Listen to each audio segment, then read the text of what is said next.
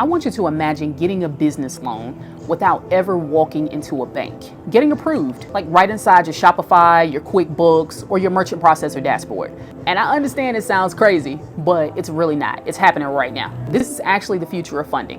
And if you're an entrepreneur who wants to do more than just these generic credit stacks in 2025, you need to understand this principle.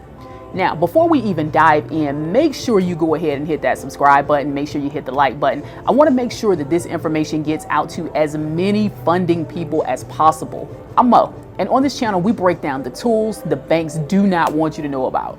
Now, let's get into what embedded finance and revenue-based funding actually is. So what exactly is embedded finance?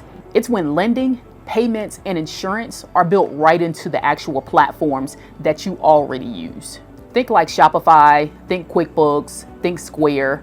Like you're not going to an actual bank site. You're not filling out a long application. You're already inside your dashboard. And a loan offer just pops up based on your sales history. So let me give you an example. For instance, Shopify Capital. Merchants get offers right in their admin panel. QuickBooks Financing, which I've taken advantage of personally. It reviews your invoice and cash flow and offers you working capital. Square Loans. They analyze your POS activity and offer you capital based on the transaction volume that you actually process. So let's talk about the numbers. In 2024, embedded finance issued over $1 billion in automated small business loans.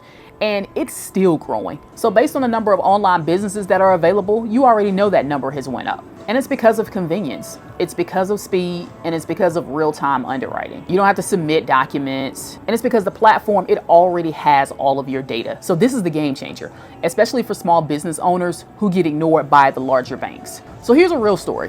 One of my clients received a $50,000 Shopify advance.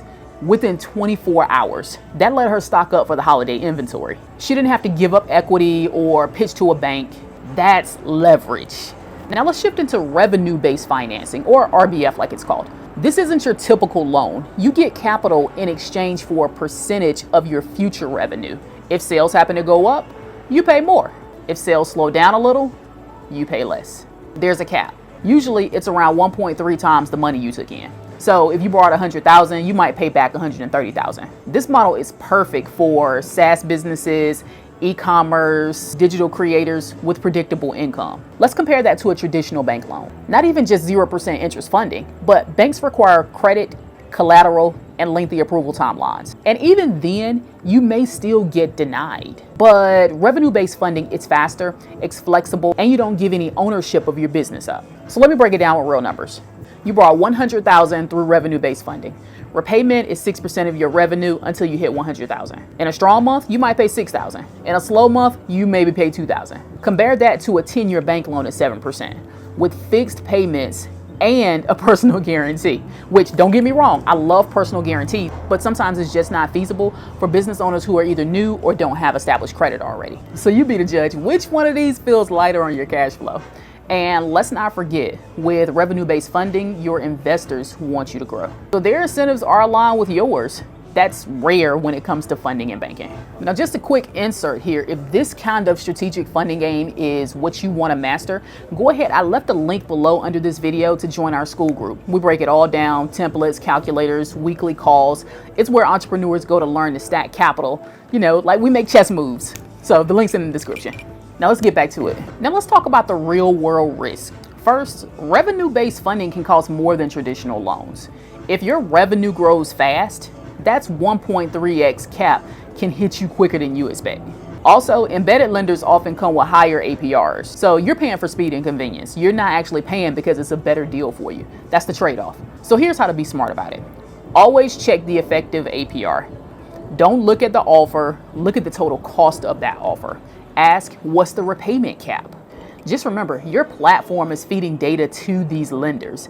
That's good if your numbers are strong. But if you've had a couple up and down months, it could affect your offer or disqualify you altogether. So keep your sales data clean, update your books, watch your dashboard. But also, this is why it's important not to use things like Cash App and Zelle to accept payments. So here's some negotiating tips. Like, go ahead and make sure that you're comparing offers and you're not accepting the first one blindly. Make sure you also ask about any type of origination fees. Ask if there's any holdback percentages. And if you really want to know what a holdback is, it's a daily or weekly percentage of your revenue that goes towards repayment. And for seasonal businesses, this can hurt if it's not structured properly. So if your sales spike in December, in February, it's time for you to pay your funding accordingly. Also, don't rely on embedded finance alone. Make sure you're stacking it up with other offers such as SBA microloans, lines of credit, credit card stacking if you have a strong credit profile, like 0% interest bank products. Key word is diversity here. You want to make sure that you do have options. Now, let's talk about the future. Tech is moving fast. As AI and open banking APIs grow, embedded finance won't be limited to Shopify, QuickBooks, Square. You'll see it in CRMs. You'll see it in inventory systems, and you'll even see it inside of social commerce platforms. In Europe and Asia, they're already embedding insurance and wealth management into everyday platforms. For US entrepreneurs, that means more options, more speed, better terms. You get more competitive. But here's the warning. The regulators, they are watching. The SBA has opened up to fintech lenders, but they're tightening standards to avoid predatory practices. So make sure you're staying informed. Don't just chase easy money. Make sure you're making strategic moves and make sure it's what's working best for your business. If you're serious about scaling without giving up equity, embedded finance and revenue-based funding are tools you need to master. But also, they're tools you need to use wisely. They'll accelerate your growth like never before. So here's your move. Do your due diligence, weigh out the numbers, and see what's going to work best for you and your business. If you're interested in more content like this, go ahead and make sure that you subscribe to the channel. I'll be dropping this content twice per week. And also, if you're looking to begin your funding journey, looking for $50,000 to $250,000 in 0% interest business products, join the school group below. I want you to learn how to do this yourself because capital is not your enemy. It's your launch pad. I'm Mo the Closer. I'll see you at the bank.